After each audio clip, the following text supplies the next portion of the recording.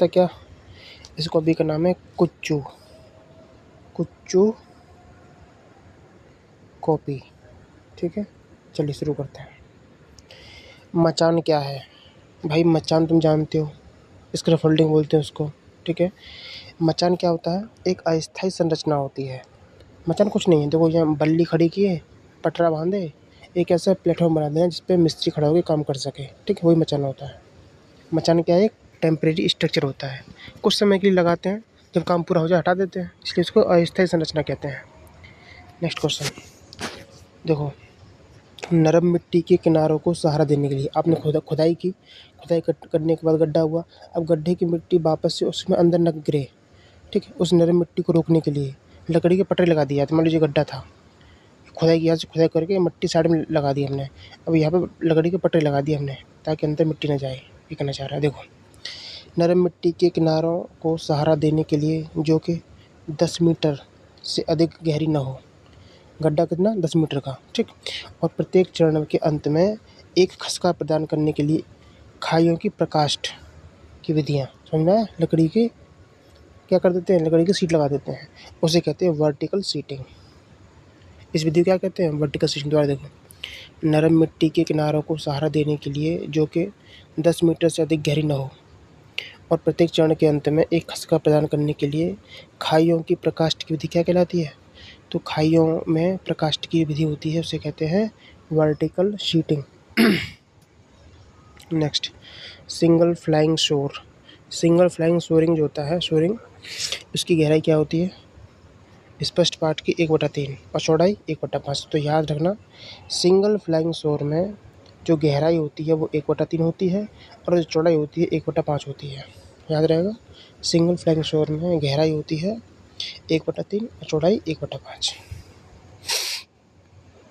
वर्तमान दीवार में खुली जगह के आकार को बढ़ाने के लिए खड़े किए गए अल्पकालिक ढांचे को क्या कहते हैं भाई? जो प्रेजेंट की दीवार है, वर्तमान जो दीवार है उसमें खुली हुई जगह है, उसके आकार को बढ़ाना है। दीवार में खुली हुई जगह के आकार को बढ़ाने के लिए जो एक बहुत ही कम समय के लिए एक स्ट्रक्चर बनाई जाती है, उसे कहते हैं डेड शोर। आई बात समझ? वर्तमान दीवार में खुली हुई जगह के आकार को बढ़ाने के लिए खड़ा किया गया अल्पकालिक ढांचा डेड शोर कहलाता है। नेक्स्ट, इस मचान में एक सीढ़ी या त्रिपाद नहीं होता, मतलब इसमें एक सीढ़ी होती है, ठीक है, और ट्राइपॉड भी होता है। और अपनी शीर्ष पर, मतलब ये ट्राइपॉड ऐसे बन गया, ठीक है, और अपने शीर्ष पर इस तरह से, अपने शीर्ष पर एक कार्यशील मंच, ये मंच बन गया कार्यशील मंच पकड़े रहता है, उसे कहते हैं ट्रस्टर स्कैफोल्डिंग। आई बात समझ? तो एक इस मचान में एक सीढ़ी या ट्राइपॉड निहित होता है, सीढ़ी भी होती है और ट्राइपॉड भी होता है, ठीक है, और अपने शीर्ष पर एक कार्यशील मंच भी पकड़े रहता है, तो उसे कहते हैं ट्रस्टर स्कैफोल्डिंग। कौन सी ट्रस में लकड़ी के अवयव और स्टील अथवा पिटवा लोहा होता है? भाई सिंपल सी बात है, ऐसी कौन सी ट्रस है जिसमें लकड़ी के गुटके होते हैं, लकड़ी के अवयव होते हैं, स्टील भी होता है, पिटवा लोहा भी होता है, तीनों चीज़ होती है, उसे बोलते हैं कंपोजाइट ट्रस। Composite truss. अब देखो next page, king post truss की लंबाई कितनी होती है? भाई किंग पोस्ट ट्रस की लंबाई 5 से 8 मीटर। ठीक है, किंग पोस्ट ट्रस की लंबाई 5 से 8, क्वीन पोस्ट की 9 से 12। ठीक है, 5 से 8 तो होती है किंग पोस्ट ट्रस की लंबाई, और क्वीन पोस्ट की 9 से 12 मीटर। एस्बेस्टस नालीदार एस्बेस्टस सीमेंट सीट की मानक चौड़ाई 1.05 मीटर होती है भाई, एस्बेस्टस सीट की चौड़ाई। छतों की पिच क्या होती है? तो क्षैतिज तल पर छत के साइडों का झुकाव।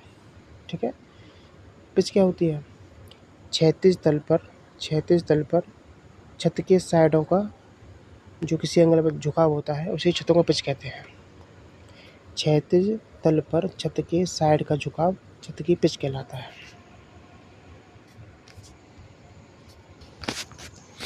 पहला क्वेश्चन है, ए प्रोजेक्टिंग स्टोन, मतलब एक बाहर निकला हुआ पत्थर। ठीक, a projecting stone which usually provide to serve support for joist and truss. अच्छा, इस क्वेश्चन में आपको देखना पड़ेगा सपोर्ट वर्ड। एक बाहर निकला हुआ ऐसा पत्थर जो सपोर्ट करता है किसको, जॉइस्ट को और रूफ ट्रस को, ठीक है। रूफ ट्रस को, जॉइस्ट को सपोर्ट करता है बाहर निकला हुआ पत्थर, उसे कहते हैं कोरबेल। क्या कहते हैं, कोरबेल। याद रख लेना, सपोर्ट बढ़ाता है इसमें। एक होता है डेकोरेशन के लिए, ठीक है, वो रिवील होता है। नेक्स्ट, छत पर हवा के दाब को कम करने के लिए एंगल। भाई छत पर हवा का प्रेशर रहता है, उसको कम करने के लिए जो एंगल होता है वो 30 डिग्री का होता है। एक छत जिसके सभी दिशाओं में ढाल होता है। मान लो कोई छत है, उसकी चारों दिशाओं में ढाल है और ऊपर एक चपटी सतह है, फ्लैट है, जैसे मान लो ये हुई फ्लैट सतह, उसके इधर भी ढलान है, इधर भी ढलान है, इधर भी और इधर भी, चारों दिशा में ढलान है, ऊपर चपटी है, उसे मैnsard रूफ कहते हैं। मैnsard। लकड़ी की स्लैब या सीट जो छत को ढकने के लिए बनाए जाते हैं। पर लकड़ी की स्लैब या सीट होती है जो छत को ढकती है, उसे कहते हैं सिंगल। रूफ ट्रस की मितव्ययी दूरी या इकोनॉमिकल स्पान किस पर डिपेंड करता है। छत कैंची की मितव्ययी दूरी डिपेंड करती है कॉस्ट ऑफ पर्लिन और cost of roof covering material, ठीक है, इस पर डिपेंड करती है। टाई कैरिंग, टाई जो होती है, टाई बार, टाई ये क्या कैरी करती है, एक्सियल टेंसाइल लोड इस पे आता है। नेक्स्ट है पक्की छत की झुकी हुई छत की सतह का निचला किनारा।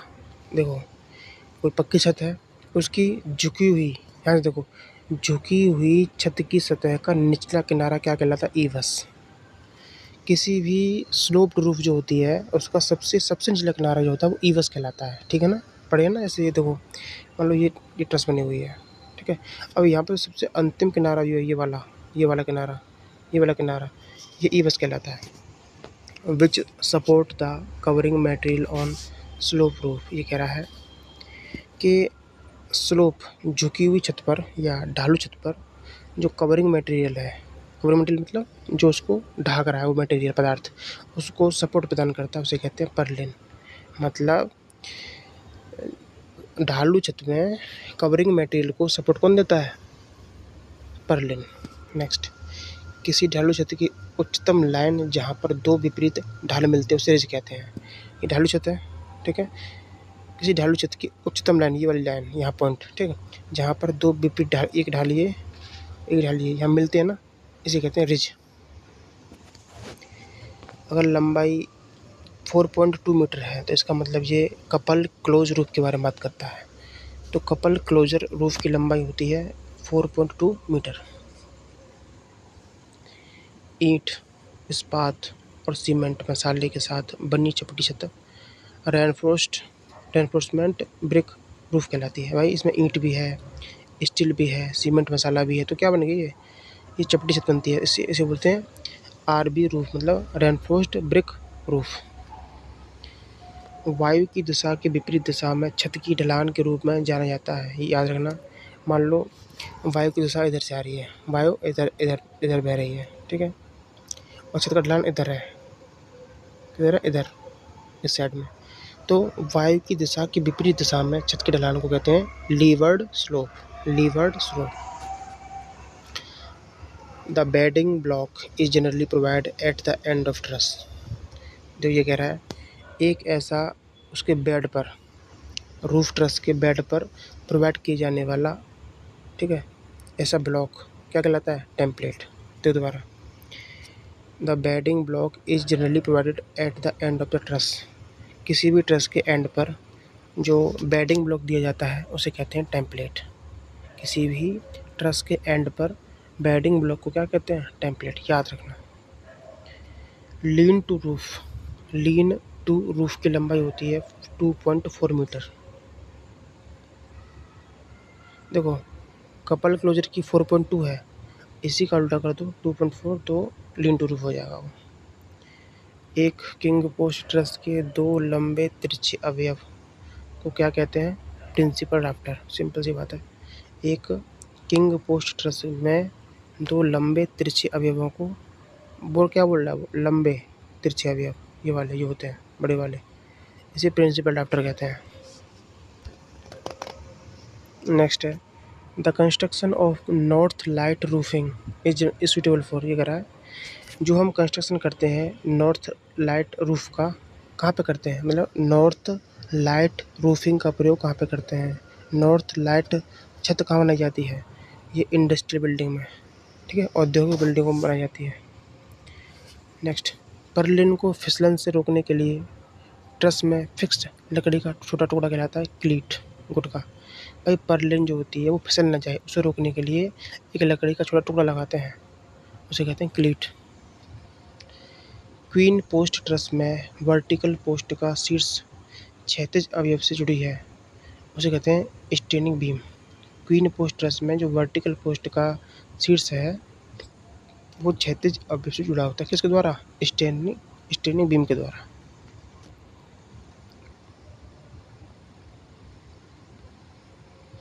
Roof truss is provided, roof truss is provided when the span is 4 और 5 मीटर, जब आपका स्पान 4 और 5 मीटर के बीच में होता है ना, तो वहाँ पर रूफ ट्रस बनाई जाती है। छत को ढकने वाले पदार्थ का वह किनारा जो ढालू छत के सिरे से बाहर निकला रहता है और ईप्स और रिज के बीच स्थित होता है। तो भाई ईप्स और रिज के बीच में स्थित होता है उसे कहते हैं वर्ज, किनारा, ठीक है, याद रखना, ईप्स और रिज के बीच में स्थित होता है उसे वर्ज कहते हैं। नेक्स्ट, रूफ सरफेस के समांतर, मतलब छत सतह के समांतर इसके शीर्ष के साथ ढलान वाली छत में प्रदान किए गए खुले भाग को कहते हैं स्काई लाइट विंडो। भाई सिंपल सी बात है, ये कह रहा है छत सतह के समांतर इसके शीर्ष के साथ ढलान वाली छत में प्रदान किया गया खुला भाग, जो यहाँ पे देख रहे हो ये वाला जो है ये स्काई लाइट विंडो हो जाएगा। कैसे बनता है देखो, मान लो ये कोई छत हमारी है, ठीक है, बनी हुई है, ठीक है। अब ये ढलान वाली सतह में ये खुला जो एरिया होता है ना, इसको बोलते हैं स्काई लाइट विंडो। छत में एक कमरा उपलब्ध कराने की ज़रूरत होने पर यूज की जाने वाली छत कैंची। भाई आपको छत पर नई कमरा बनाना है, ठीक है, तो उसके लिए कौन सी रूफ ट्रस प्रयोग की जाती है, ट्रंकेटेड ट्रस, ठीक है, ट्रंकेटेड ट्रस।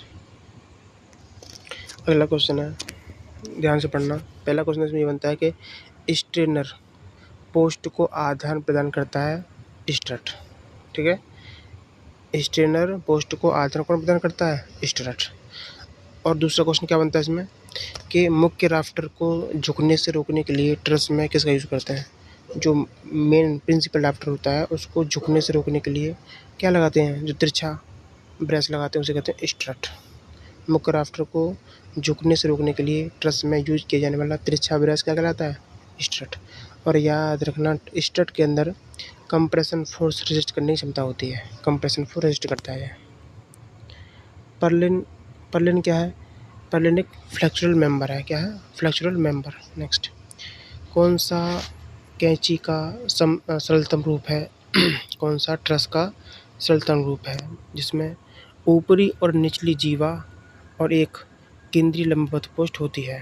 भाई सिंपल सी बात है, ये कह रहा है कौन सा ट्रस का प्रकार है जिसमें क्या होता है,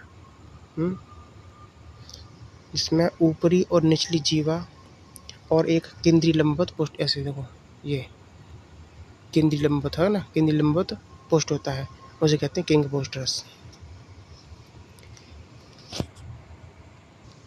अगला क्वेश्चन है, इन किंग पोस्ट ट्रस में रिज के साथ जोड़ने और टेंसाइल बीम, मतलब तनन धन टाई बीम के अवतरण को रोकने के लिए यूज किया जाता है, उसे कहते हैं किंग पोस्ट। देखो कह रहा है, ये कह रहा है इन किंग पोस्ट, तो हमने किंग पोस्ट बना ली, ठीक, किंग पोस्ट हमारी बन गई, ऐसी तो बनती है, ठीक।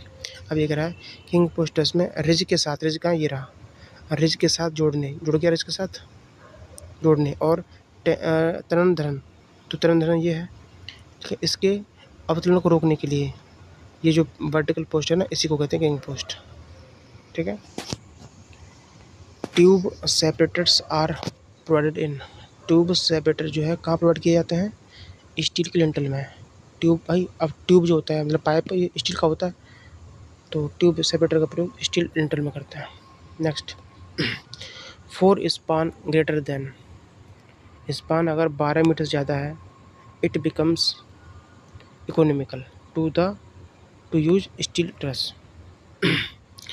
फोर स्पान ग्रेटर देन, अगर आपका स्पान 12 मीटर से ज़्यादा है, ठीक है, तो वहाँ पर आप क्या करेंगे, आप वहाँ पर स्टील ट्रस का प्रयोग कर सकते हैं इकोनॉमिकली ट्यूब से। ठीक है, वहाँ पर किफ़ायती या मतलब कम लागत का जो ट्रस होगा वो कौन सा यूज़ कर सकते हैं, स्टील ट्रस का।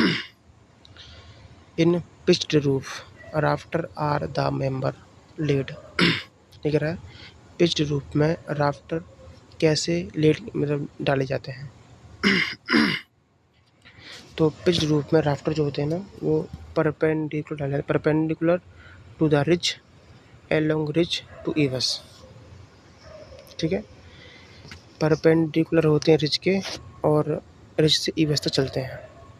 राफ्टर जो होते हैं ऐसे मेंबर होते हैं किसी पिच रूप में या किसी ढलान वाली छत में। राफ्टर क्या होते हैं, राफ्टर ऐसे मेंबर होते हैं जिनको ढाला जाता है रिज के परपेंडिकुलर, ठीक है, जो रिज से ईवस तक चलते हैं।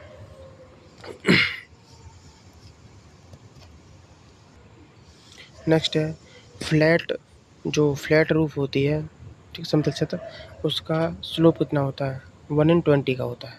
ठीक है, नॉट ए पिच रूफ, इनमें से कौन सी ढलवा छत नहीं है, तो फ्लैट रूफ, फ्लैट तो समतल होती है ना। पिच रूफ का टाइप, भाई पिच रूफ 3 प्रकार की होती हैं, कौन सी, lean to roof, coupled roof और कॉलर रूफ। भाई ढलवा छत 3 प्रकार की होती हैं, lean to roof, coupled roof और कॉलर रूफ, तीनों ही पिच रूफ के एग्जाम्पल है, मतलब ढलवा छत के एग्जाम्पल है। अब देखो, कॉलर बीम रूफ जो होती है उसकी लंबाई होती है 5.5 मीटर, कॉलर बीम रूफ की लंबाई 5.5 मीटर, और कपल्ड रूफ की लंबाई होती है 3.5 मीटर या उससे कम। और यहीं पे अगर कपल क्लोजर हो जाता तो 4.2 हो जाती।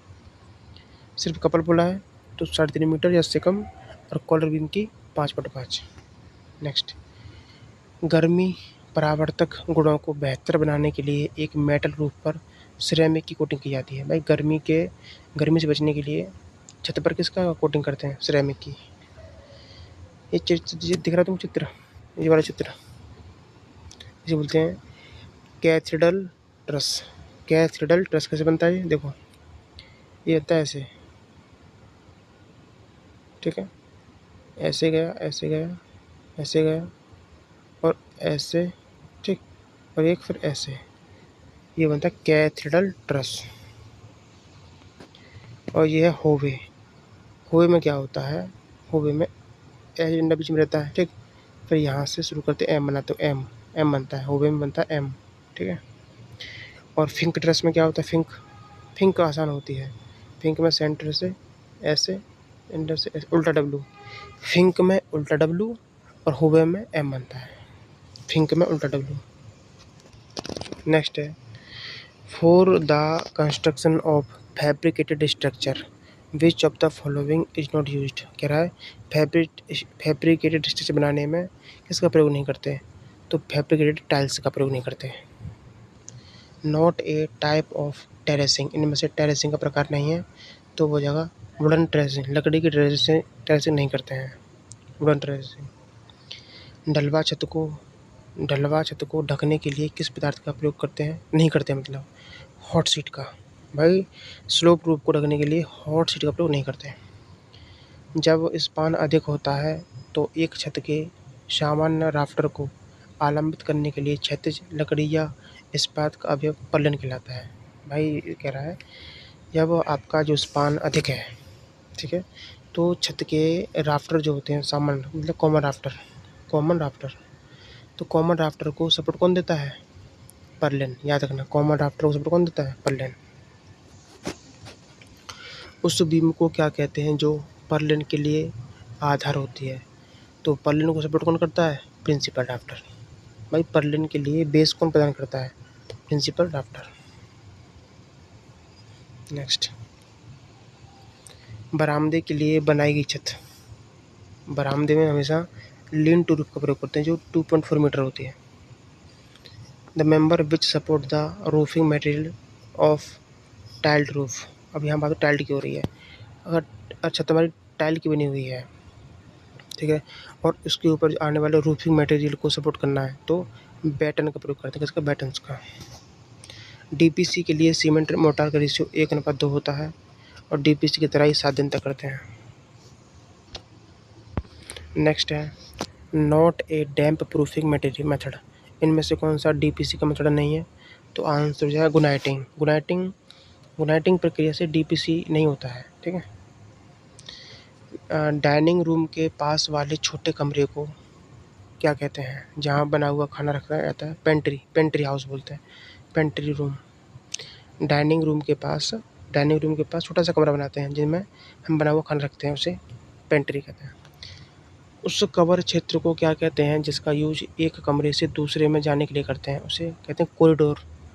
भाई उस एरिया को क्या कहते हो आप जब आप एक कमरे से दूसरे कमरे में एंटर करते हो? उसे कहते हैं कॉरिडोर। 2 मंजिलों के बीच टेकबंदी के लिए निर्मित स्थान क्या कहलाता है? जिसे आमतौर पर स्नान घर के ऊपर बनाया जाता है, तो इस बाथरूम के ऊपर बनाया जाता है, ठीक। और 2 मंजिलों के बीच में टेकबंदी के लिए बनाया जाता है, उसे कहते हैं लॉफ्ट, टाँड़ जिसे बोलते हैं, ठीक है। भवन और निकटवर्ती सीमा रेखा के बीच भू स्तर पर खुले स्थान को कहते हैं यार्ड। भवन और निकटवर्ती सीमा रेखा के बीच में जो भू स्तर का खुला हुआ भाग होता है उसे यार्ड कहते हैं। एक कमरे की हाइट 10 फुट 6 इंच होनी चाहिए नॉर्मली। एक कमरे की नॉर्मली हाइट क्या होती है? 10 फुट 6 इंच। और 2 कमरों के बीच की दूरी हमेशा 3 मीटर होनी चाहिए। बाथरूम की हाइट कितनी होनी चाहिए? 2.4 मीटर। बाथरूम की हाइट 2.4 मीटर होनी चाहिए। दो भवनों के बीच की दूरी 3 मीटर होनी चाहिए। और एक कमरे की height normally 10 foot 6 inch. Day light factor in living room का डे लाइट फैक्टर होता है 0.625%। बेडरूम का कितना होता है? 0.30%। और बाथरूम का 1.5%, ठीक है।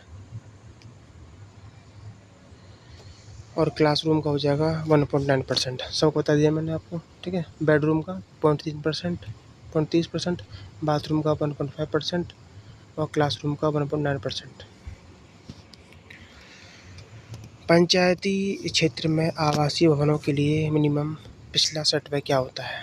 पंचायती क्षेत्र है, वहाँ पर आवासीय भवन बने हुए हैं, तो वहाँ पर कम से कम बैक सेटबैक क्या होता है? पिछला सेटबैक क्या होता है? 2 मीटर। और फ्रंट सेटबैक 3 मीटर। भवन के नियमों के अनुसार योजना को बनाने का पैमाना से कम नहीं होना चाहिए। भाई भवन के नियमों के अनुसार किसी भी योजना को बनाने का पैमाना जो है कितने से कम नहीं होना चाहिए? 1/400। दुकान, स्टोर, बाजार, ये किस कैटेगरी में आते हैं? भाई शॉप हो गई, स्टोर हो गया या बाजार हो गया, ये आते हैं बिजनेस बिल्डिंग में। असेंबली बिल्डिंग का कवरेज एरिया होता है 40%। असेंबली बिल्डिंग जो होती है उसका कवरेज एरिया क्या होता है? 40%। अब देखो यहाँ पर CDE जो क्लास की बिल्डिंग होती है उसका एरिया 40% होता है कवरेज एरिया। B क्लास की बिल्डिंग का कवरेज एरिया 35% और A क्लास की बिल्डिंग का कवरेज एरिया सबसे ज़्यादा होता है 65%। 65, 35, 40। लकड़ी का तख्ता जिस पर छत का आवरण लगा होता है उसे कहते हैं बैटन। लकड़ी का तख्ता जिस पर छत का कवर टिका होता है उसे कहते हैं बैटन। इनमें से कौन लेंथनिंग जॉइंट है? तो लैप जॉइंट को लेंथनिंग जॉइंट कहते हैं। नेक्स्ट है जब रेत में माइका की उपस्थिति का % बढ़ा हो तो क्या होता है? यह मोर्टार की स्ट्रेंथ को कम करता है। भाई अगर सैंड के अंदर आपने माइका मिला दी है, ठीक है, बढ़ा दिया है, तो वहाँ पर वो उस मोर्टार की स्ट्रेंथ कम हो जाएगी। नेक्स्ट टीप कार्य में, पॉइंटिंग कार्य में दीवार के फलकों के जोड़ों में मसाला भरने की प्रक्रिया को स्ट्रक कहते हैं। स्ट्रक जब टीप कार्य होता है ना तो दीवार के फलकों में मसाला भरा जाता है जॉइंट पर, उसे कहते हैं strut. Building material of mortar binding किसी मोटार का बाइंडिंग मटेरियल क्या होता है? Cement, lime, pozzolana. Light weight mortar किसके उपयोग से बनता है? वुड चिप्स, लकड़ी की चिप्स से लाइट वेट मोटार।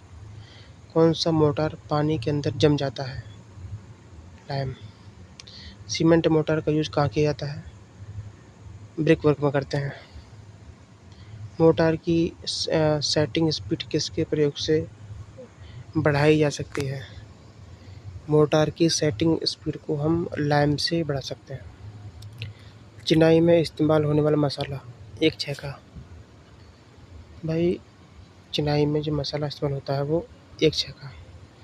छत के प्लास्टर में मसाला 1 4 से 1 5 याद रखना। चिनाई में तो हम एक छेका मसाला यूज़ करते हैं, ठीक है। और छत का जो प्लास्टर ऊपर वाला होता है उसमें हम 1 4 से 1 5 मसाला यूज़ करते हैं, रट लेना। भाई घर में चिनाई करवा रहे दीवार की तो 1 छेका मसाला होगा, और वहीं अगर छत के ऊपर प्लास्टर करवा रहे हो ऊपर छत पे तो 1 4 से 1 5 का मसाला होता है। कौन सा टीप कार्य ईंट कार्य और पत्थर चिनाई कार्य में व्यापक प्रयोग होता है? तो ईंट के कार्यों में और पत्थर की चिनाई में कौन सा पॉइंटिंग वर्क यूज़ करते हैं? Struck Poynting. इस वीडियो का ये लास्ट पेज है, देखते हैं इसके बाद आगे। किस टीप की सतह को तिरछा रखा जाता है तथा इसके ऊपरी किनारे को सतह के अंदर 10 mm तक दबाया जाता है, उसे कहते हैं स्ट्रक पॉइंटिंग। स्ट्रक पॉइंटिंग में सतह को तिरछा रखा जाता है। अब देखो, इंटरनल प्लास्टर आंतरिक प्लास्टर की मोटाई 12 mm होती है और बाह्य प्लास्टर की मोटाई 20 mm होती है, 12 से 20। कुछ कणों की उपस्थिति के कारण प्लास्टर की सतह में शंक्वाकार छेद बन जाते हैं, उसे कहते हैं पॉपिंग। पॉपिंग कहते हैं। तीक्ष्ण गंध की उत्पादन की रोकथाम के लिए वायु संवातन मैन बराबर पर पर्सन क्या होता है? तीक्ष्ण गंध की उत्पादन की रोकथाम के लिए वायु संवातन क्या होगा? 25 m/h पर person. The vertical circulation area are kept within. किसी भी एरिया का वर्टिकल सर्कुलेशन एरिया क्या होता है? 4 से 5%। कमरे में वाहिनी द्वारा वायु संचरण को कहते हैं प्लूमेम सिस्टम, ठीक है। प्लैनम सिस्टम क्या बोलते हैं? कमरे में वाहिनी द्वारा वायु संचरण को प्लैनम सिस्टम कहते हैं। बहती हवा को भवन के अंदर भेजना और समृद्ध क्षेत्र के भीतरी की हवा को हटाने की प्रक्रिया वेंटिलेशन कहलाता है। भाई गंदी हवा को बाहर निकालना, अच्छी हवा को अंदर ले जाना वेंटिलेशन तो कहलाता है। कौन उच्च दाब पट्टी में नहीं है? तो विस्वत क्षेत्र। विस्वत क्षेत्र उच्च दाब पट्टी में नहीं आता। नेक्स्ट, भवन स्थल की हाई वोल्टेज लाइन से भवन के स्थल की हाई वोल्टेज लाइन से 11,000 वोल्ट तक की क्षैतिज दूरी कम से कम 1.2 मीटर। भाई आपका जहाँ भवन का स्थल है, जहाँ भवन बना हुआ है, वहाँ पर एक हाई वोल्टेज लाइन जा रही है जिसकी क्षमता है 11,000 वोल्ट। तो आपके घर की दूरी क्या होनी चाहिए? 1.2 मीटर।